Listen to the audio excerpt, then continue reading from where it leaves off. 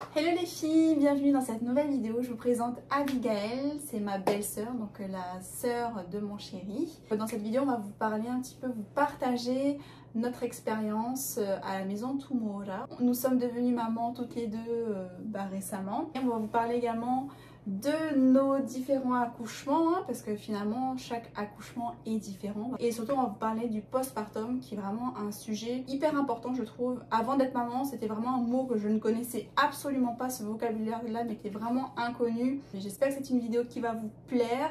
N'hésitez pas, si vous avez des questions, à les laisser en commentaire. Et on commence tout de suite la vidéo. Alors, Tumora, moi je l'ai découvert grâce à Abigaël, puisque c'est elle qui est allée en premier. Et toi, comment tu as connu? J'ai connu Tumora grâce à une amie qui ne vit même pas sur le territoire. Elle vit au Canada et via les réseaux, elle a connu Tumora. Et c'est elle qui m'a conseillé en fait. Ensuite, j'ai fait moi-même mes recherches et j'en ai parlé à mon chéri. On est allé sur place se renseigner, sachant que pour les renseignements, c'est tous les premiers mardis du mois. Et moi, pareil, sur tes conseils, j'avais été voir Tumora parce que j'aimais bien cet aspect d'accouchement physiologique, très naturel, où on s'écoute, où les sages-femmes... elles sont pas là dans un monde hyper médicalisé. Donc moi c'est ça, c'est vraiment cette approche là moi qui m'a plu. À Tumora, donc vous vous présentez, il faut savoir qu'il faut quand même avoir un bon dossier, être en bonne santé. Voilà, ne pas avoir de maladie. Diabète. Voilà, le diabète gestationnel pareil c'est rédhibitoire, elles vous prendront pas. Une fois qu'on est inscrit, donc on participe à 7 préparation. Je sais pas si tu les avais faites toi, toutes les préparations. Non, je n'ai pas pu faire tous les cours de prépa parce que c'est assez loin quand même. C'est vrai. J'ai dû faire appel à une sage-femme de la presqu'île et c'est elle qui m'a préparée. Ah ok, donc tu n'as fait aucune prépa à Tumora? Des exercices de respiration, comment gérer la douleur. Mais après, j'ai arrêté, je ne pouvais pas me déplacer jusqu'en ville. Du coup, j'ai dû faire appel à ma sage-femme de la presqu'île. Voilà, qui est superbe aussi. Hein. Oui, Caroline. J'ai pu quand même accoucher à Tumora, même si je n'ai pas suivi tous mes cours de prépa. Ok, donc à Tumora, il y a 7 cours de préparation à l'accouchement. Moi, j'en ai fait 5. Le premier, c'est vraiment toute la préparation un petit peu administrative. Parce que voilà, finalement, quand on accouche à Tumora, c'est pas du tout médicalisé. Donc, il faut rester 3 jours dans les alentours pour être à proximité de la maison de naissance pour que les sages-femmes puissent venir vous consulter. Donc, ça, c'est vraiment... le premier cours d'aspect un peu général. Le deuxième cours est sur la gestion de la douleur. Le troisième cours est sur le vortex de la naissance. Donc, oui, c'est complexe. Ouais. C'est vraiment un gros... Ouais, mais c'est hyper intéressant. Je vous avais mis des extraits dans une de mes précédentes vidéos. C'est super intéressant ce cours-là parce que tu comprends vraiment ce tourbillon de... C'est vraiment un monde... La maternité, le corps de la femme. Ouais, c'est clair. Tu te découvres en même temps. Même la gestion de la douleur, ça a été intéressant aussi parce que Tama, il a pu, mon chéri, son chéri, apprendre des petites techniques de pressothérapie, des pressions sur des points particuliers pour essayer de gérer au mieux la douleur de l'accouchement. Il y a un cours aussi sur le retour à la maison. Comment ça se passe, pour laver bébé, tout ça et tout ça. Et il y a 2 cours sur le postpartum que moi j'ai pas suivi. Je les ai suivis pareil avec Caroline à la presqu'île. Je regrette un peu de pas les avoir fait à la maison de naissance. Parce que pour moi, ça a vraiment été la chose la plus difficile. Ça a été le postpartum. De toute façon, on va en revenir à la fin de cette vidéo-là. Du coup, ton accouchement, raconte-moi. Mon accouchement. Est-ce que c'était à terme? Non, du tout. J'ai accouché 7 jours après le jour J. C'était un vendredi. J'ai passé toute la journée à faire de la marche pour essayer de la provoquer. Ouais, elle voulait pas sortir. Elle voulait pas sortir, oui. Du coup, j'ai fait la montée du quartier et tout. Et l'après-midi, j'étais avec toi. Oui, c'est vrai. J'ai senti des petites douleurs au ventre parce que je ne savais pas à quoi ressemblaient vraiment des contractions. Complètement. Du coup, je sentais quelque chose. Et je sais pas, mais j'avais ce sentiment qu'elle allait venir ce soir. C'est à 18 h que les contractions sont arrivées. Les premières contractions étaient vraiment douloureuses jusqu'à ce qu'elle arrive en fait. Du coup, 18 h, on a quitté Teahupo pour aller vers Tumora Pire. C'est ma maman qui conduisait. Fast and Furious, je l'ai jamais vu conduire comme ça. Là.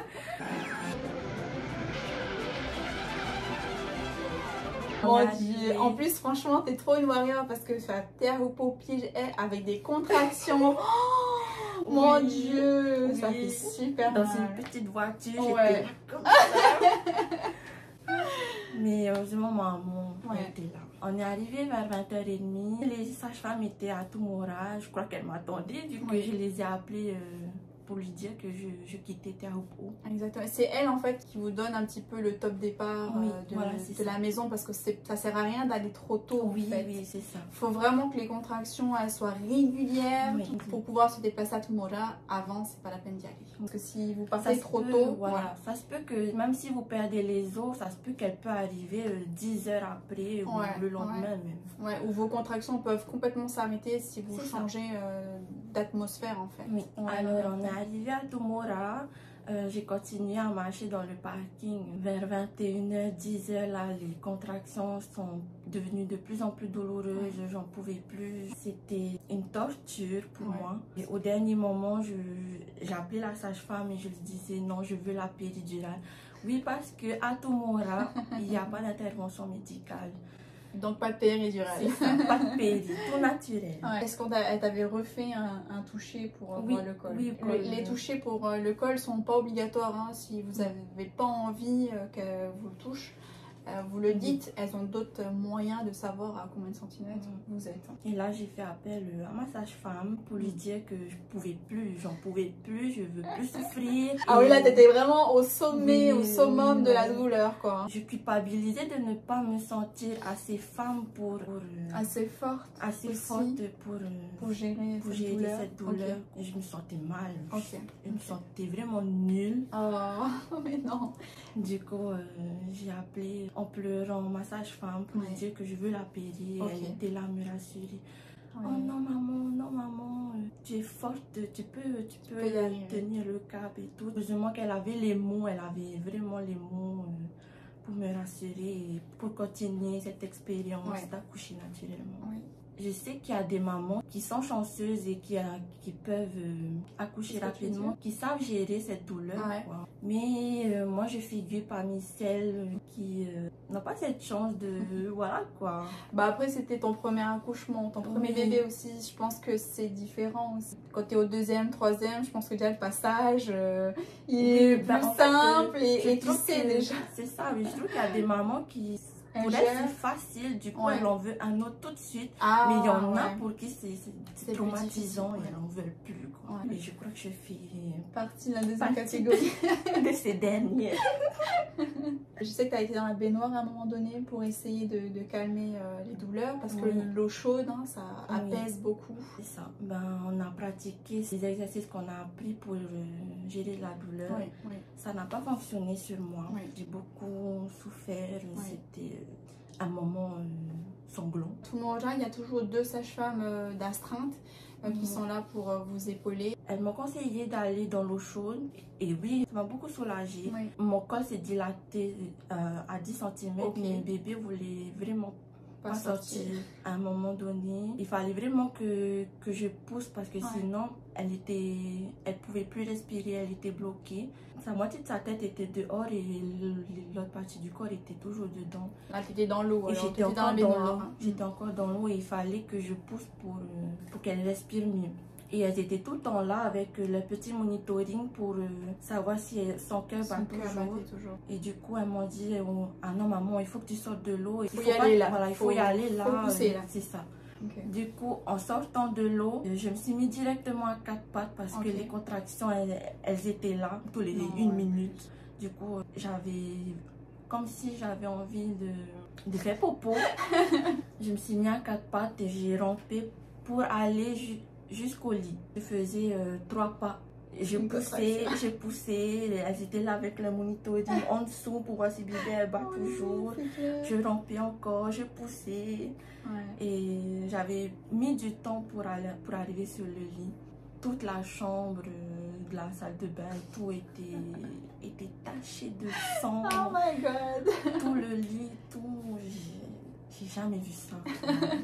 Je suis arrivée sur le lit, je me suis placée sur le dos. Et là, Anne, elle m'a dit ok maman, Tu peux le faire respirer à fond, respirer à fond. Et là, une dernière poussée, elle était là. Elle est sortie crème, elle est passée tout. Ensuite, on l'a mis sur moi. Ouais. C'était bizarre, elle était toute gluante, comme une anguille. Quand on l'a placée sur moi, ça a provoqué beaucoup d'ocytocine. Oui. Et c'est ce qui a permis de la sortie de mon placenta. Quelques minutes après. Oui, c'était rapide. Et là...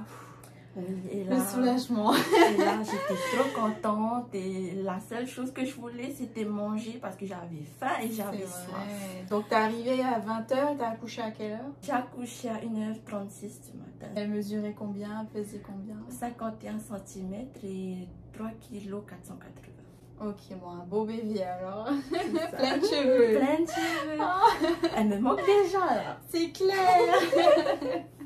Bah moi, je vais vous parler aussi de mon expérience de l'accouchement, qui s'est pas passé comme on le souhaitait, forcément. Donc, bon, c'est pas grave. Moi, je devais accoucher normalement le 16 juillet. Le bébé est venu que 9 jours après. Il était bien dans sa piscine. Voilà, exactement. Il voulait pas sortir. Et comme toi, j'avais peur, en fait, d'être déclenchée. Parce que quand on dépasse les 42 semaines de Tumoja, on est transféré à l'hôpital de Taormina, on ne peut pas accoucher, il y a trop de risques.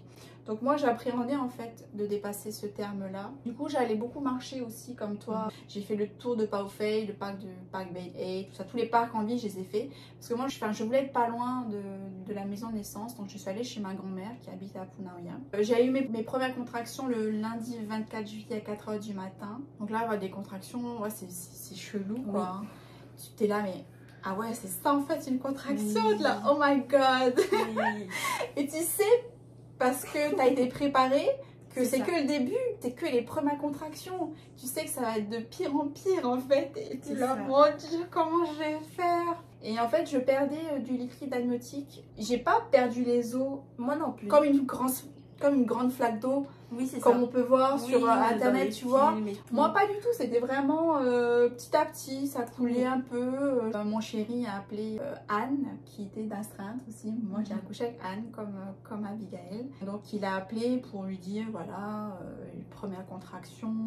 Vers 13 h, on a quitté la maison parce que j'avais les contractions qui étaient un peu plus régulières, un peu plus douloureuses également. Donc, à 13 h, on quitte la maison pour se diriger vers la maison de naissance. Mais là, les dos d'Anne, quoi.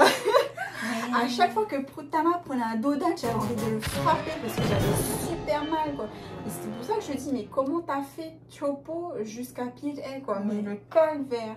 C'est 15 minutes pour aller jusqu'à Pire, ça a été vraiment le calvaire pour moi dans la voiture. Et donc, quand tu arrives à Taoné, tu as la barrière pour aller aux urgences. Et là, Tama, il appuie et tu as le vigile qui dit oui, c'est pourquoi. Et là, il dit, bon, bah, on a rendez-vous à Tumoja, quoi. Hein, et moi, j'avais envie de défoncer cette barrière, quoi. Parce qu'il mettait du temps à l'ouvrir, quoi. Je dis, putain, mais ouvre-moi cette barrière, je suis en plein travail, là. Donc, on arrive là-bas, on prépare les draps sur le lit, parce qu'il faut apporter ses draps, ses coussins. On a apporté une bougie pour que je me sente bien, des petits luminaires. Moi, j'avais apporté des guirlandes. J'avais apporté ma musique, parce que tu peux préparer ta playlist. Moi j'ai apporté de l'eau également et des biscuits pour pouvoir manger, mais en fait j'ai pas du tout mangé. Elles m'ont demandé si j'avais envie d'être examinée pour savoir à combien de doigts j'étais. Donc elles m'ont examinée, mais par contre elles m'ont pas dit à combien de centimètres j'étais. Je pense qu'elles voulaient pas que je sois déçue. Ok.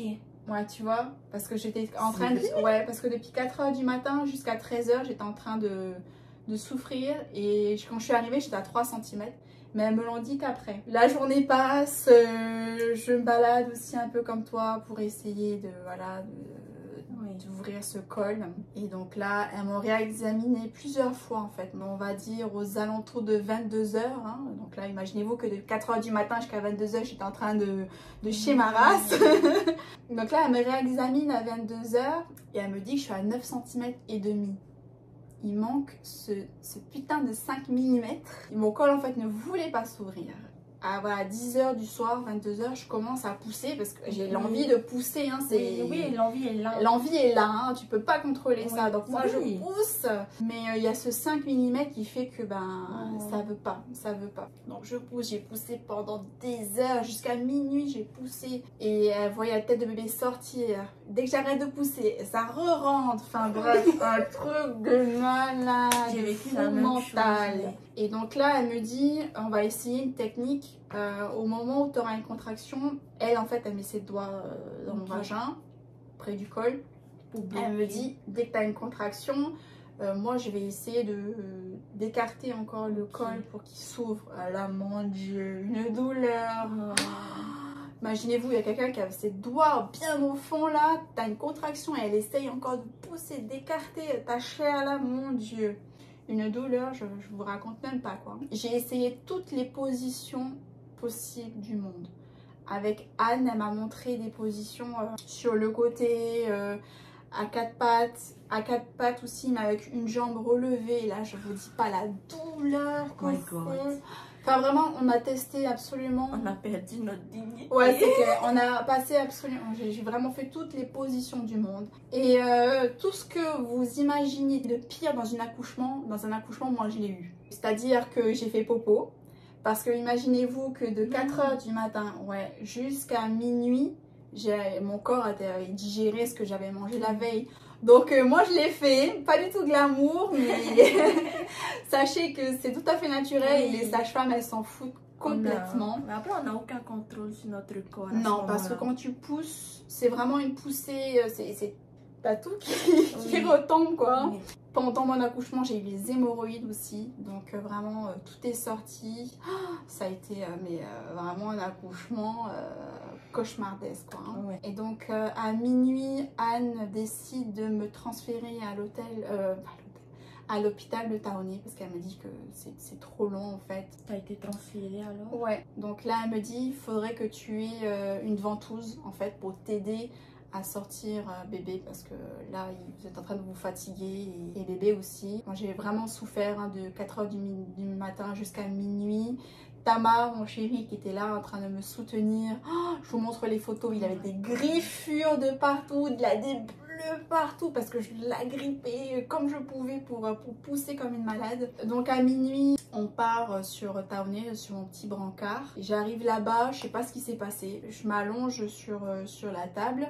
La sage-femme là-bas discute avec ma sage-femme. Je lui explique que moi je veux pas d'épisiotomie, que je veux continuer de manière naturelle.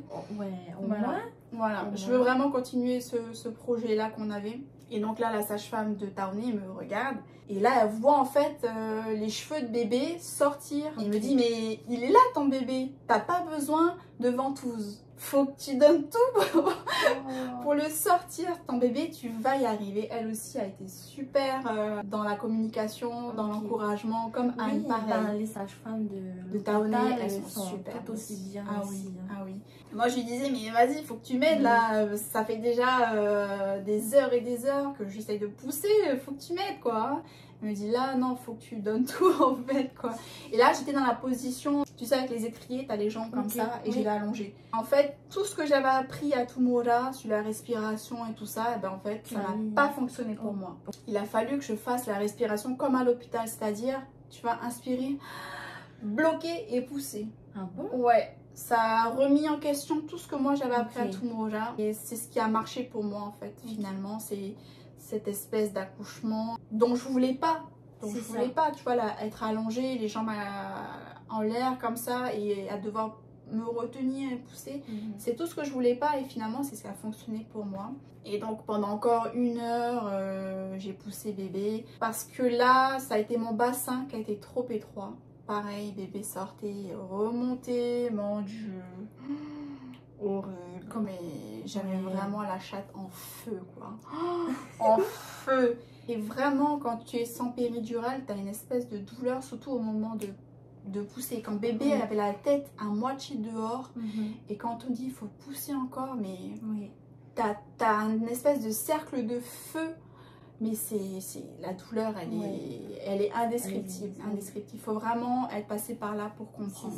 Ensuite, à minuit 48, il est sorti. Oh, le soulagement. Une fois que la tête est dehors, une fois que la tête est dehors, le reste, ça passe easy. Et là, le soulagement. J'avoue.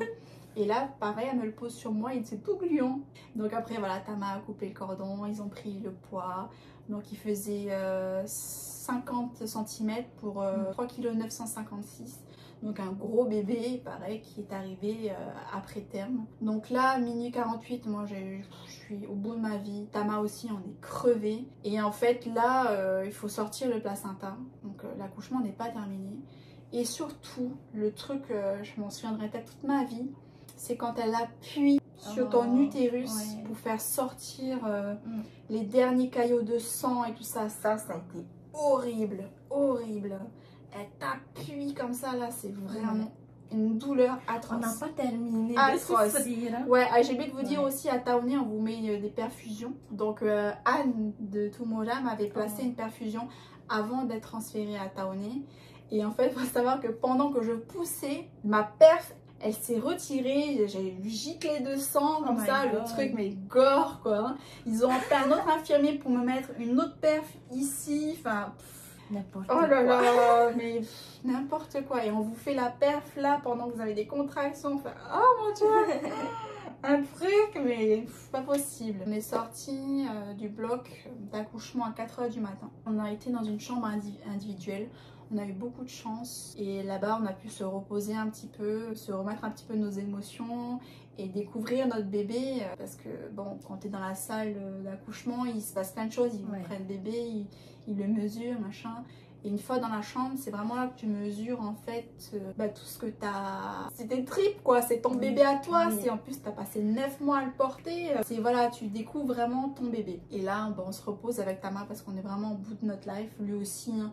Lui aussi, il n'a pas mangé, il n'a pas été aux toilettes pendant 19 heures. Il a été aux toilettes et je crois qu'il a passé un quart d'heure. J'entendais comme ça pendant un quart d'heure. Je me dis, qu'est-ce qu'il fait? Qu'est-ce qu'il fabrique dans le placard à balai? J'ai l'impression qu'il se soulage.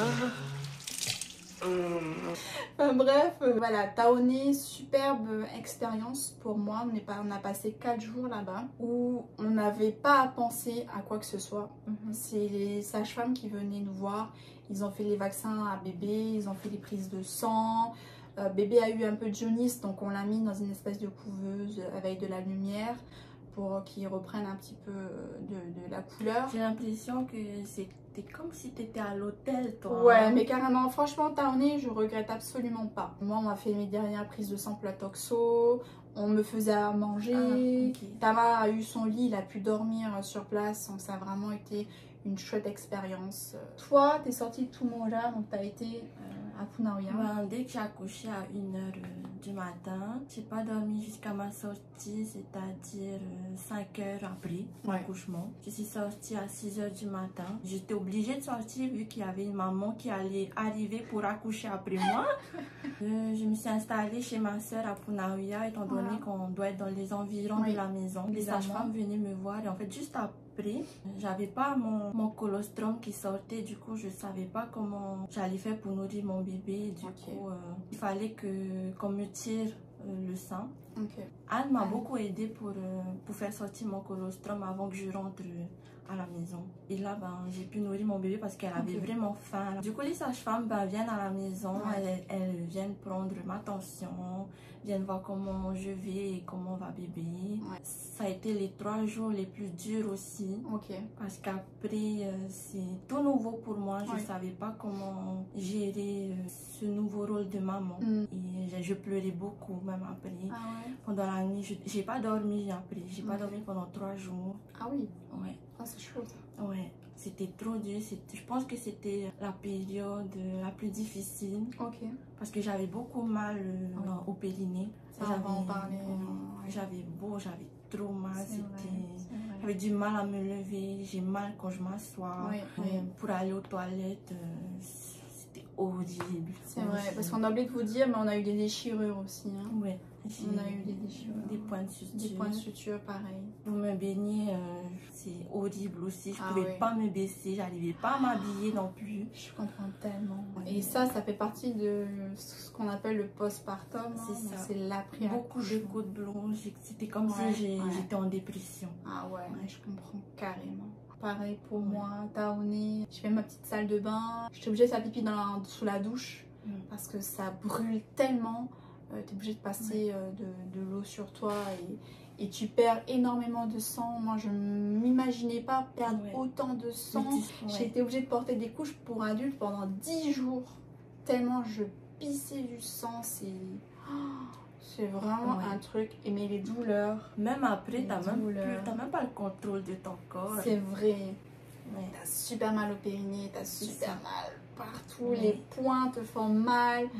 Moi, j'avais des hémorroïdes en plus, donc c'était horrible. Je pouvais pas m'asseoir. Quand j'y réponds, je me demande encore comment on a fait pour supporter tout ça. Ouais, non. Et l'allaitement aussi, tu en parlais là. L'allaitement. Oh, mon Dieu.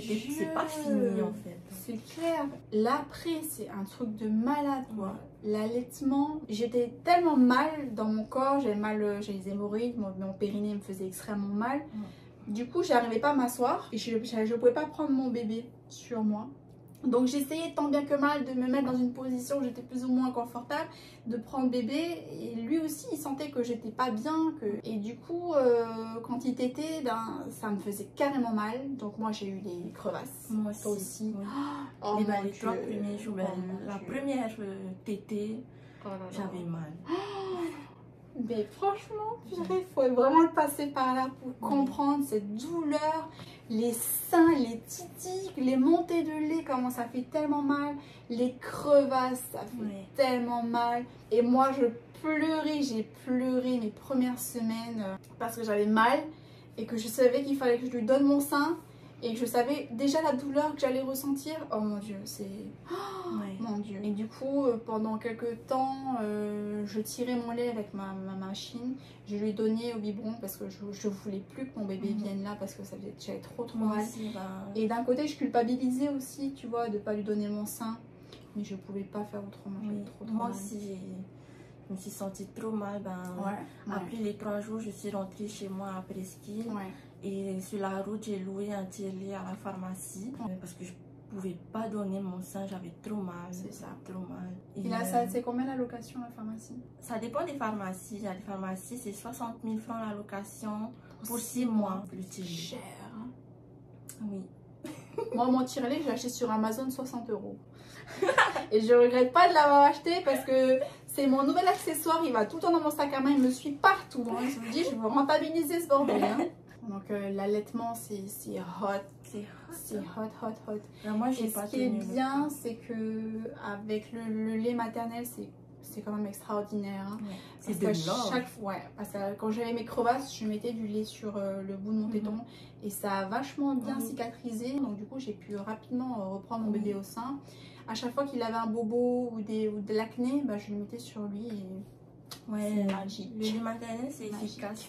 Plus efficace que les crèmes. Ah oui, moi je mets mon lait dans le bain de bébé et c'est super, il a une super peau quoi. Ma copine Laetitia m'avait prévenu que ça allait être difficile, mais je pensais pas aussi difficile que ça. Moi j'ai participé aux activités proposées par au cours sur l'allaitement. Moi j'ai pas suivi ce cours. J'ai rencontré d'autres mamans et elles m'ont beaucoup conseillé. Il y avait une maman, elle venait d'accoucher à Toumora. Et elle n'arrêtait pas de me dire t'inquiète pas, dès que tu vas accoucher, tu te rappelleras même plus de la douleur. Mais elle est toujours là. Elle est toujours là et c'est traumatisant encore pour moi. C'est important de suivre les cours sur l'allaitement et de rencontrer d'autres femmes et d'en parler parce que c'est vraiment un cap à passer. Aujourd'hui ça va super bien avec bébé, ça se passe très bien. Moi je continue d'allaiter bébé. Toi je crois que tu as arrêté au bout de 3 mois. 3 mois. Ah mais c'est déjà bien. Moi je continue d'allaiter bébé. Je reprends le travail la semaine prochaine. Comme je vous expliquais dans la vidéo avec Maïté et Laetitia, quand on est salarié on a droit à 1 heure pour allaiter notre bébé pendant la journée et pendant 15 mois. Donc ça je vais en bénéficier. Au lieu de commencer à 6h45, je vais pouvoir commencer à 7h45. On s'est arrangé avec ma direction, donc ça c'est super cool. J'ai fait des réserves de lait. J'ai tiré mon lait, je les ai mis dans des sachets exprès pour. Je les ai mis au congélateur avec la date. Comme ça, ma belle-mère qui s'occupera de mon bébé, bah voilà, elle va pouvoir gérer. Le lait maternel, ça se conserve 4 mois au congélateur. 3 jours au frigidaire. Voilà, 3 jours ouais, au frigidaire, donc ça se conserve plutôt bien. Et ensuite, c'est vrai que le retour à la maison, il est pas facile non plus. Pas facile. Ben, physiquement, tu te reconnais plus. Ouais. T'as le ventre qui tombe. Oui. C'est bizarre, c'est tout, ton ventre il est tout mou, il est tout flasque. C'est là, mon Dieu, il faut que je reprenne les abdos après. Oh là là, my God. Et il y a cette mystérieuse disparition du temps. Dès que tu as ton enfant dans les bras, le temps il vous file entre les doigts. Ouais, pareil, quand ton bébé pleure et que tu sais pas pourquoi, tu es assez démuni. Parce que voilà, tu es tout seul, quoi. Hein. Tu es tout seul face à ton bébé. Moi, avec mon chéri, donc lui, il a pris 2 semaines de congé après l'accouchement. Donc, il est resté à la maison, il m'a aidé. Ça a été compliqué le jour où il a repris le travail, en fait. Parce que je me suis retrouvée toute seule avec mon bébé à la maison. J'avais toujours des douleurs, j'avais toujours mes poings qui me faisaient mal. Pareil, moi je suis rentrée un petit peu dans un espèce de baby blues. T'es toute seule, t'as personne à qui parler, ton bébé, bon, il mange, il pleure, il dort, il fait pipi, il fait ses besoins. En fait, toute l'attention se dirige vers ton enfant. Voilà, ouais. Tu disparais toi aussi avec le temps. Complètement. Et là, c'est compliqué aussi. Et je suis contente parce qu'à ce moment-là où j'étais pas bien, j'ai ma copine Laetitia qui est venue à la maison. Elle a apporté une bouteille de champagne. Elle a dit, allez, là, on va boire une coupe. Même si tu allaites, c'est pas grave. Une coupe, ça va pas te faire de mal. Donc, on a bu une petite coupe de champagne. On a discuté, on a échangé. Je lui ai dit... Mais moi, mon ressenti. Elle est expérimentée. Oui, voilà, donc elle m'a beaucoup rassurée, ça m'a fait énormément de bien. J'ai pu discuter aussi, parce que j'avais fait une vidéo entre temps avec Marine, des nœuds et du lien, pareil, on a beaucoup discuté aussi du postpartum. J'avais fait aussi une séance photo et de bain bien-être avec Charlotte. Pareil, on a beaucoup discuté avec Charlotte. Elle est spécialiste en allaitement aussi. Ouais, donc ça a fait beaucoup de bien. Voilà, tout ça pour vous dire qu'à ce moment-là, il ne faut pas rester seul. Il faut aller voir les sages-femmes, en discuter, aller voir des spécialistes, des gens comme Maïté, la coach, comme Marine, des nœuds et du lien, qui est une doula. Voilà, il ne faut pas rester seul, il faut vraiment discuter, ramener des amis à la maison, faire des petits tea time, faire des petits cocktails et voilà, discuter, échanger, extérioriser en fait ce que vous gardez à l'intérieur de vous, c'est hyper important. Moi, si je ne l'avais pas fait avec ma copine Laetitia, je pense que je serais en dépression aujourd'hui parce que c'est tellement dur de devenir maman, c'est tellement dur de se retrouver seule à la maison parce que le chéri, lui, quand il revient à 17h, tu vois, il prend le bébé, il est heureux, mais lui, il a sa vie sociale à son travail. Il revient à la maison, cool, quoi. Alors que toi, tu as passé la journée toute seule. C'est assez difficile. Surtout que moi, je suis assez hyperactive. J'aime bien sortir, j'ai plein de choses à faire. Et là, tout d'un coup, tu te retrouves seule à la maison. C'est difficile. C'est difficile. Donc, mon conseil, ne restez pas seule. Et on voulait aussi vous parler un petit peu du bain bien-être, donc le bain enveloppant. Mon bébé a eu la chance d'en faire 3. Ça l'a beaucoup aidé parce que lui aussi a eu un accouchement, une naissance. Pour lui aussi, ça a été difficile. Hein. Et de se replonger dans cette espèce de bain enveloppant dans ce Paris, ça lui a fait énormément de bien. La première fois qu'on a fait, c'est endormi. Le gars, il était super bien. Et moi, j'ai pleuré. Je sais pas comment vous expliquer de voir son bébé dans une telle transe, tellement bien dans ce bain. Moi aussi, ça m'a... Voilà, j'ai beaucoup de sentiments qui sont ressortis à ce moment-là. La fille aussi, elle en a fait. Oui, ben justement, ça me rappelait mon bébé qui a bénéficié aussi d'un bain enveloppé offert par Tomora. Oui. Ben, pareil, elle était dans sa petite bulle comme si elle était encore dans le ventre de maman. C'est clair. C'était émouvant de voir ça, quoi. Complètement. Oui. Et on vous recommande vraiment de faire ces bains enveloppés. Donc il y a Charlotte qui le fait, qui est superbe. Il y a Marine des nœuds et du lien, pareil, qui fait aussi des bains enveloppants. Je vous conseille d'aller soit vers l'une, vers l'autre. Hein. Les deux sont vraiment exceptionnels. Vraiment, faites-le parce que ça fera du bien à votre bébé. Ça vous fera du bien aussi à vous de voir comment votre bébé est apaisé. et faites aussi également un shooting photo. Là, on vous recommande du coup Alizé Monteil avec qui on est passé, qui est génial. Oui, génial. Oh là là, les photos de nos bébés, c'est des souvenirs, mais merci Alizé. Incroyable. C'est vraiment, vraiment faites-le. Magnifique. Parce que bébé, dans ses premières semaines, il grandit tellement vite. C'est un truc de fou, donc vraiment, faites-le. C'est des souvenirs. Ah ouais. Voilà pour tout ce qu'on avait à vous dire. C'est vraiment un sujet très vaste, hein, la grossesse, l'accouchement, le postpartum. Mais voilà, tout ce qu'on peut vous dire, c'est de ne pas rester seul, de bien s'entourer de vos amis et de spécialistes, comme je vous l'ai dit. Et il y a aussi la rééducation du périnée, c'est hyper important aussi. Oui. J'ai oublié de vous en parler, mais c'est hyper important de le faire. Je l'ai fait pendant 1 mois et ça m'a beaucoup aidé. Ouais. On ne savait pas qu'on pouvait muscler. Je savais pas qu'on pouvait faire du sport avec son périnée. Carrément. C'est difficile. Moi, j'ai eu du mal la première séance. Hein.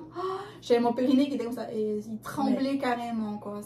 C'est hyper dur. Mais c'est très important. Ça va vous éviter d'avoir des fuites urinaires plus tard ou voilà, de ne pas pouvoir vous retenir. Voilà, faites-le vraiment. C'est pris en charge à 100% par la CPS, donc n'hésitez pas à y aller.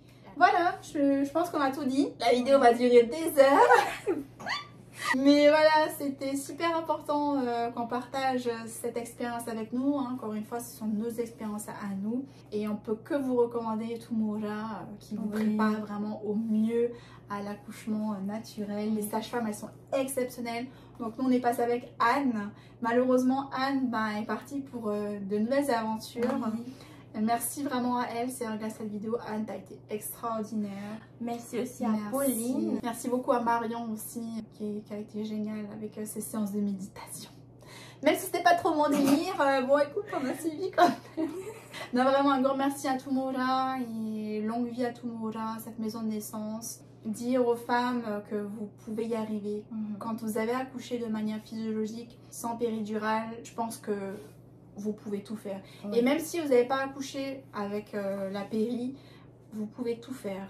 Quand tu as connu les contractions, les douleurs des contractions, tu peux absolument tout faire dans la vie. C'est ça. Tu peux tout faire, il n'y a plus rien qui t'arrête. Dès que tu as passé ce cap... Dès que tu as passé ce cap-là, tu es forte. Vous êtes forte, vous allez défoncer tous vos projets, vous allez pouvoir les réaliser, tous vos rêves. S'il y en a qui ont ce projet d'accoucher naturellement, franchement, je conseille d'y aller et de ne pas penser à ce que les autres pensent. Parce que moi, j'ai eu droit à des réflexions. Ah ouais? Oui, il y en a qui pensaient que j'allais pas réussir. Étant donné que je suis une personne très sensible et qui réagit vite à la douleur. Ok. Et finalement, cette expérience, ça t'a endurci toi aussi. Ils n'ont pas cru en moi du tout. Non, mais tu vois, t'es forte. Hein. Et on me disait, oui, t'es une chochotte. Ah non, pas du tout. Moi, quand je t'ai vu avoir tes premières contractions, comment tu les gérais de ouf. Non, franchement, t'es une warrior. Vraiment, bravo à toi. Et on a la chance, nos bébés ont que 6 mois d'écart. Ils sont cousins et cousines. Oui. Et je trouve ça très fort, en fait, ce lien cousin-cousine. Parce que moi, je suis très proche de ma famille, de mes cousins et de mes cousines. Je trouve ça vraiment trop bien, quoi. C'est un lien vraiment très fort, hein, je trouve. Hein. Merci en tout cas d'avoir partagé ton expérience. C'est bien d'en parler, de se remémorer. C'est vrai. Ouais, effectivement, n'hésitez pas à refaire ce qu'on vient de faire avec vos copines. De se rappeler de ces moments-là, parce qu'il y a peut-être des choses qu'on avait oubliées, tu vois. Je pense que c'est le jour le plus beau et en même temps le plus haut de ma vie. Ouais. Je suis d'accord avec toi. N'oubliez pas qu'on est forte et qu'on peut tout faire aujourd'hui. On peut déplacer des montagnes. Voilà les filles, merci encore une fois. Merci. À bientôt.